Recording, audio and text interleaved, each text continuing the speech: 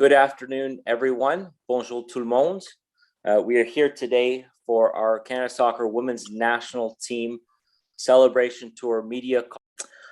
We will start with post media. Derek, go ahead. Hey, Desiree, good to see you. You as well. Hi. I guess, Desiree, I'll just start with just a thought on getting a chance to play at home again. It's been a long time since you guys played in Canada, and you've played a lot of games, you've done a lot of things, but now getting a chance to play in front of your fans, you guys must be excited about that. We're absolutely over the moon. We're pumped. I think it was 2019 the last time we played in our homes on home soil. So we are beyond pumped to be back in Canada. There's something different about wearing the Canada red in your home country. And I know fans are going to be excited to get out and see us live. A lot of support from the last couple of years, Tokyo this past summer, but to be able to bring this home in front of our fans and really celebrate and feel, that support right on those stands is going to be incredible. And just a thought about getting everyone back together. I know you guys probably had a celebration in Tokyo, but you went your separate ways, and now it's kind of a reunion of sorts, getting back together with the team.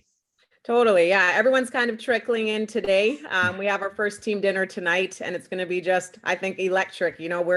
We all kind of went our separate ways after Tokyo. So it'll be great to catch up, see what everyone's been doing since, post gold medal, and really just catch up and relish and relive those moments that happened this past summer. Thank you, Desiree. Thank you very much. We'll go with Neil, followed by Laura, please.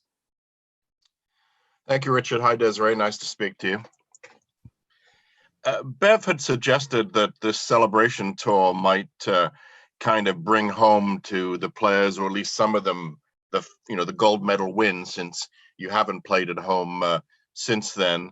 I know from what I've read, you were feted quite impressively when you returned to Winnipeg. Do you think that are you looking forward to the sort of the celebration part of this tour, so to speak, as to what you were saying?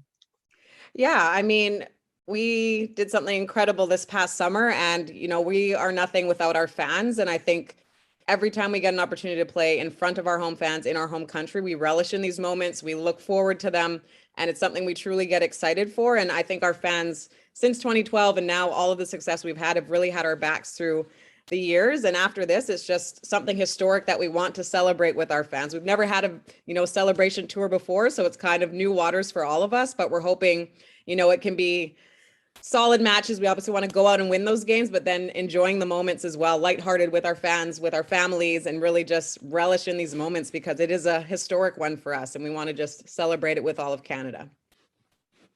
Thank you. Thank you, Laura, followed by Kelly Moore, and then Mike Sawatsky, please.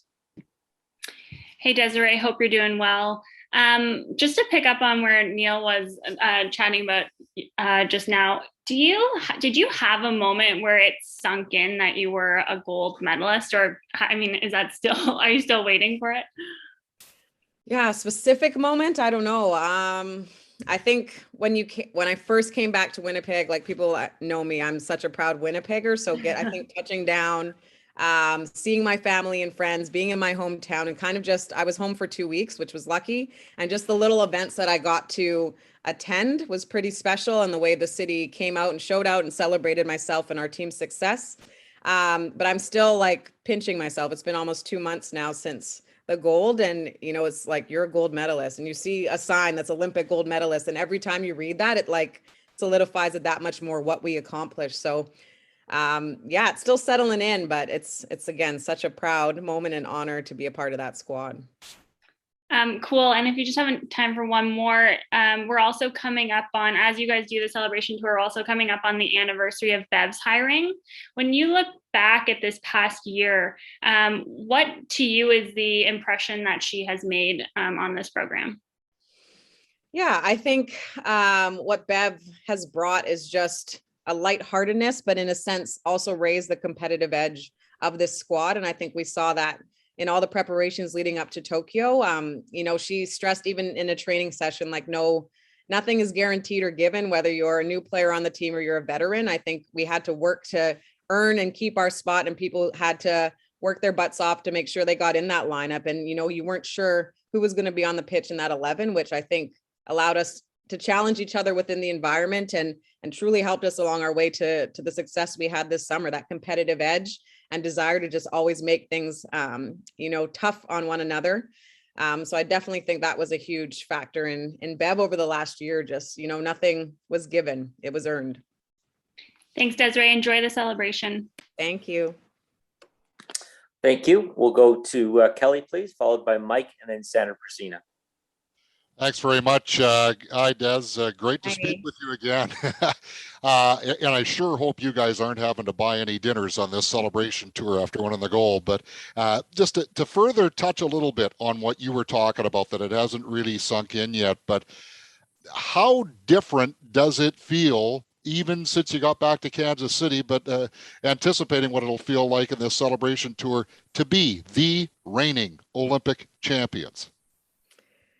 Man, just hearing you say that alone it gives me chills. You work so hard as an athlete, as a soccer player, and you say the things you like, we want to go and win gold, and to have actually achieved that, I've relived the memories of being up there on the podium, seeing our flag rise, hearing our anthem. And every time I do, it's crazy that we are that team and, we are the world champs, and that's not something we have said before. So it is new territory, but I think, it's a stepping stone for our program, and we're hoping to just continue to raise the bar from here.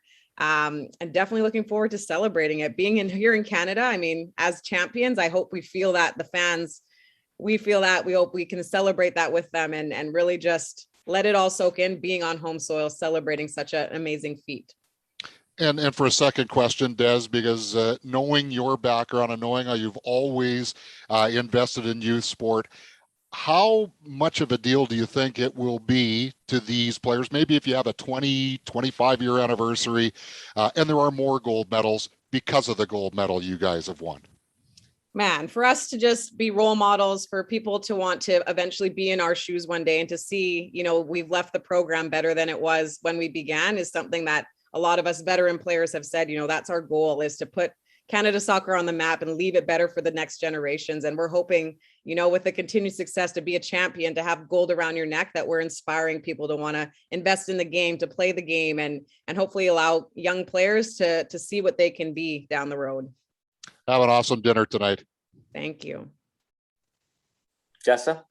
Hi, Desiree. Thanks for doing this today. Wondering if you can talk a little bit more about the impact that Winnipeg has had on your career up until this point, being such a proud Winnipegger and everything. Yeah, I mean, I wear Winnipeg on my heart, on my chest, and anytime I speak with media or I come back, like, Winnipeg is home. And I think for me, it's been the backbone of my career, the coaches that have supported me, the programming, and being one of the few, I think I take it with a lot of pride to represent Winnipeg and Manitoba with such honor and grace. And for me, it's just, Winnipeg is it. Any success that I have, I always bring it back to Winnipeg. And I know all the coaches and people and friends and family have supported me. They're all there. And so without Winnipeg, without, the city, I don't feel like I would be where I am. And it just makes it that much more special to be, from there and doing the things that we're doing with this squad. So I love it. Thanks. I also have one more, just quick. Bev was talking in the last media call about how much development she's seen in Julia Grosso. So I'm wondering, from a veteran perspective, what you've seen from Julia and what she's going to have on this team going forward. Totally. Yeah. Julia also plays, one of the holding mids, sometimes an attacking mid, and she's one of our younger players. And I've kind of taken her under my wing. We're good friends. And obviously, we train together, and I've seen the growth in Julia, especially having her breakout as she did in this Olympic Games.